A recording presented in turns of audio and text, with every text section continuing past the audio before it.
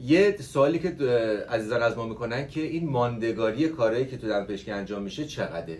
نه که گارانتی بخوان، چون میدونیم هیچ گارانتی تو زندگی وجود نداره، ولی ماندگاریش چقدره؟ ببینید اینجوری خیلی خلاصه مفید نقلی بهتون بگم.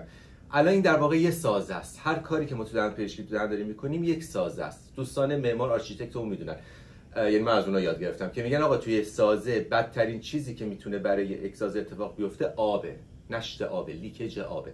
حالا شما حساب کنید الان این سازه کلا توی محیط خیسه، تو دهن، و فقط ما با آب طرف نیستیم، بحث فشار هست، بحث تغییرات حرارتی هست، چای میخوریم تا 50-60 درجه میره بالا محیط دهن، چیز خیلی سرد میخوریم، بستنی میخوریم تا نزدیک 0 درجه میاد پایین، بعد مواد شیمیایی مختلف، چیزای ترش میخوریم اسیدیه، نمیدونم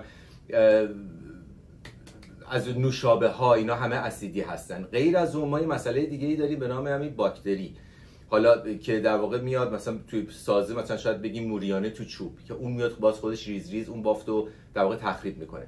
شما نگاه کنید در واقع همه آنچه که خوبان دارن توی معماری ما همه رو تو محیط دهان داریم. بعد غیر از اون یه مسئله دیگه هست تو بحث مواد، بهش میگن فتیگ در واقع ترجمه دقیق فنیش فکر کنم خستگی بشه، که در واقع کیفیت ماده در طی زمان تغییر میکنه. دیگه اون ماده ای نیستش که 5 سال پیش بوده، 10 سال پیش بوده.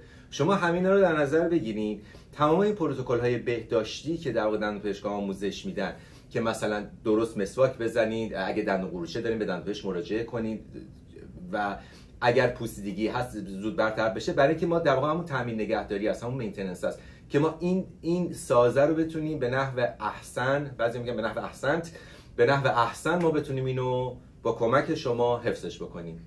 دست شما در نکنه.